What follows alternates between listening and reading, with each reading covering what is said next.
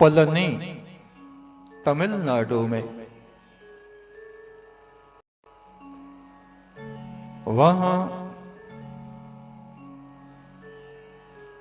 शिवपुत्र कार्तिकेय का स्थान।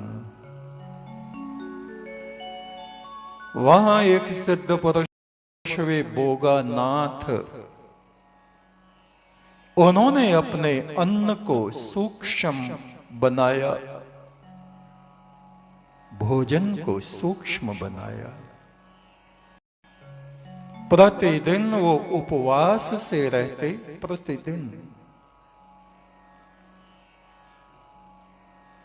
बहुत थोड़ा आहार,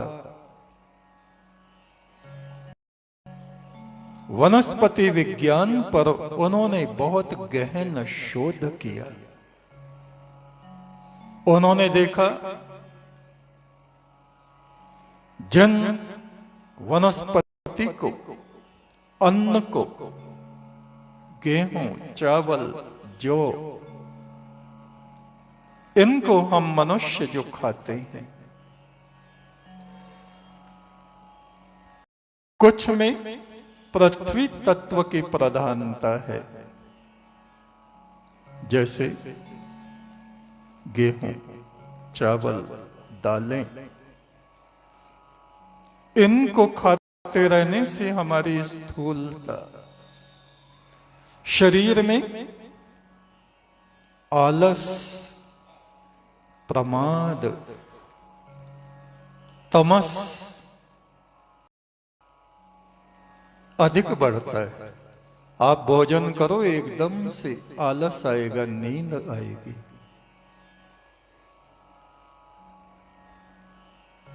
उन ऋषि ने खाने पीने की दूसरी वस्तुओं में देखा जल तत्व की अधिकता किस वनस्पति में है, किन फलों में है। अक्सर जो फल, लताएं तालाबों में उगती हैं, नदियों में काई वगैरह उगती है, जैसे सिंगाड़ा पानी में उगता है, कौल, कमलनाल पानी में उगने वाले कमल की डंडियां, जिनको कौल बोलते हैं, भसींडे भी बोलते हैं, उनकी सब्जियां भी बनाते हैं। इनमें जल तत्व प्रधान होता है। पृथ्वी तत्व और जल तत्व, ये दोनों ही साधकों की उच्च गति में बाधा बनते हैं। निर्जल उपवास का विधान इसलिए रखा गया कि हमारे शरीर में सुबह से शाम तक थोड़ा पृथ्वी तत्व, जल तत्व कम हो जाए और वायु तत्व बढ़े, अग्नि तत्व बढ़े, आकाश तत्व बढ़े।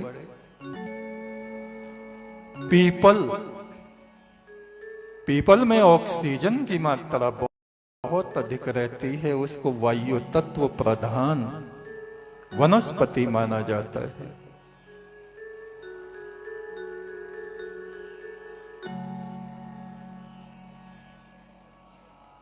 ऐसे ही लाल रंग के फल, लाल रंग की सब्जियां, चकुंदर, टमाटर, गाजर, लाल लाल रंग की जो खाने की वस्तुएं हैं, अनार, इनमें अग्नि तत्व की अधिकता होती है। और जो बेल पत्र है, बेल का फल है, इसमें आकाश तत्व की प्रबलता होती है। उन सिद्ध योगी ने, बोगानाथ ने आकाश तत्व को अपने शरीर में बढ़ाया। बहुत से साधक बेल का पंचांग पीते हैं, काढ़ा, बेल, गर्मियों में बेल को प्रयोग करते हैं, जाड़ों में भी करते हैं, कुछ तो 12 महीने करते हैं। जिनको साधना में उच्चता में जाना होता है, जिनको ऊर्ध्व रेता बनना होता है, बेलपत्र हमारे यहां शिव को चढ़ाते तो हैं पर खाता कोई नहीं, वो औषधि है। जिनको शुगर है, डायबिटीज है, मधुमेह है, उसके लिए अमृत का काम करते हैं बेल के पत्ते, केवल चढ़ाते हैं। चढ़ाना इसलिए हमारे ऋषियों ने रखा कि हो सकता है किसी दिन इसको खाने भी लगे, पर खाता कोई नहीं। उससे आकाश तत्व हमारे शरीर में बढ़ता है। पीपल का पंचांग, पीपल के चारों तरफ परिक्रमा लगाते हैं, धागे पूरते हैं। ऑक्सीजन की अधिकता उसमें होती है, तो जिनको सांस का रोग है उनको ठीक से सांस आने लगता है। हार्ट प्रॉब्लम है तो पीपल का पत्ता हृदय से लगाएं, बीच में कपड़ा ना हो, त्वचा का स्पर्श हो, तो जो हार्ट प्रॉब्लम है वो ठीक होने लगती है, सांस की प्रॉब्लम ठीक होने लगती। तो ये विज्ञान है। भोगानाथ ने 11 औषधियों को एक जगह मिश्रित किया, एक ऐसी औषधि बनाई जो उन्होंने इस शरीर को, भौतिक शरीर को भी सूक्ष्म में बदल दिया।